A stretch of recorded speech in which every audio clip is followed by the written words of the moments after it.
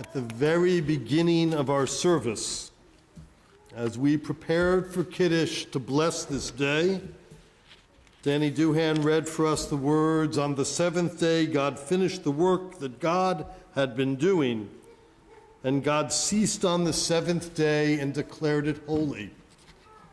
Another Siddur, another prayer book, not our own, suggests the following, really inspired by that basic Shabbat theme. A great piano player was once asked by an ardent admirer, "How do you handle the notes as well as you do?" The artist answered, "The notes I handle no better than many piano players, but the pauses between the notes. That's where the art resides." As we know, that's the art amidst the creativity that Shabbat is supposed to provide for us.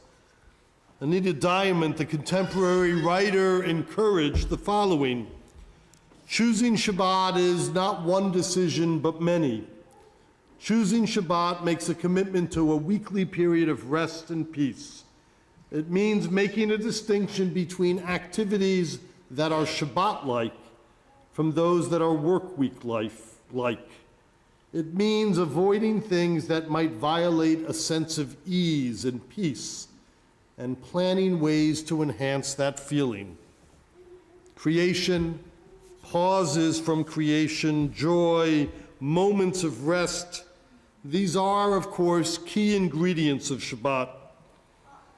The one playing the piano in that reading is an appropriate artistic image as we consider Shabbat as a moment of rest amidst creation, an intermission, if you will.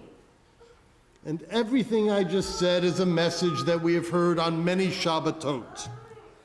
But let me pause and ponder that image of Shabbat as an intermission sometimes disturbed, and not by babies. They're free to make whatever noise they want.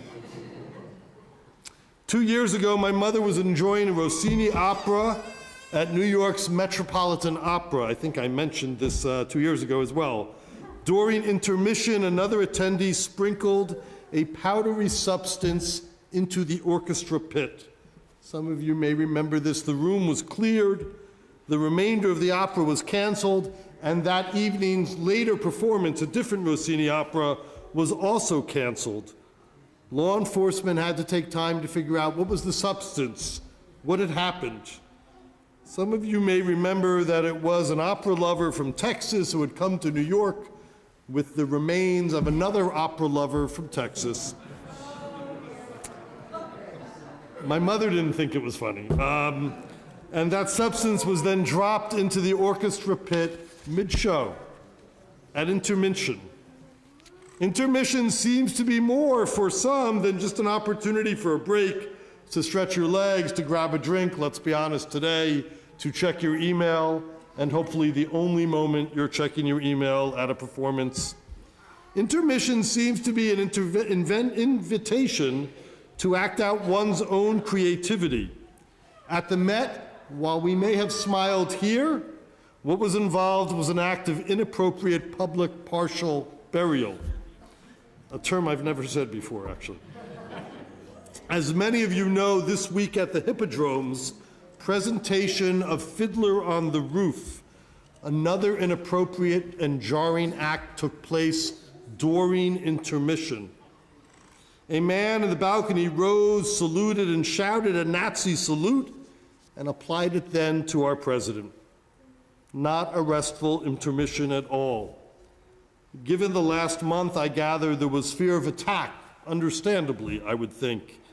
Given the prejudice that exists in American society, there were some who wondered whether Jews had a place in the public sphere, if this is what would be confronted as you go to see, of all shows, Fiddler on the Roof.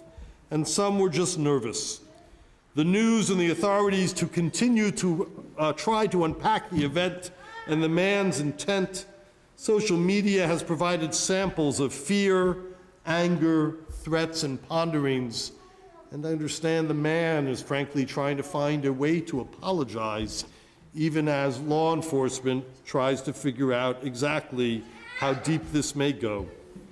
The tale of the Fiddler on the Roof outburst, not the pogrom at the end of the first scene, but the outburst, will continue to weave its way through the news, social media, dinner table discussion.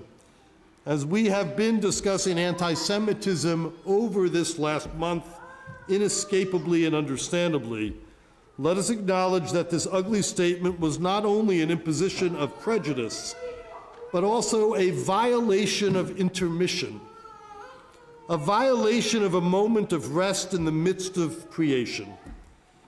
In many ways, we respond to anti-Semitism with learning and organizing, alliance building, and standing up for ourselves. But in another way, in the midst of heightened awareness and concern, fear, and maybe confusion, in another way, we must continue to do what Jews have always done: embrace creation and rest, the art of living and the intermission, and we should not give way. I stumbled today on the fact that a synagogue this month, I think, in Philadelphia, combined its local theater's presentation with Fiddler on the Roof with its own Friday night Shabbat service. The temple president was quoted as saying, "I suggested that we hold the Friday night service at the theater in itself, and the show becomes part of our Shabbat service." And thus the concept of a Shabbat and a show was born. We'll let staff meetings and committees discuss whether or not we should do such a thing. But thematically, the two clearly came together for me today. The show came at the end of the service. Neither the show nor the service was the intermission, if you will. However, both were intertwined in Oneg Shabbat, in the joy that was intended to be celebrated on Shabbat as a rest, as an uninterrupted intermission of a type. And Oneg, the joy that was supposed to be a break, a rest from the week, from creation, and hopefully from conflict.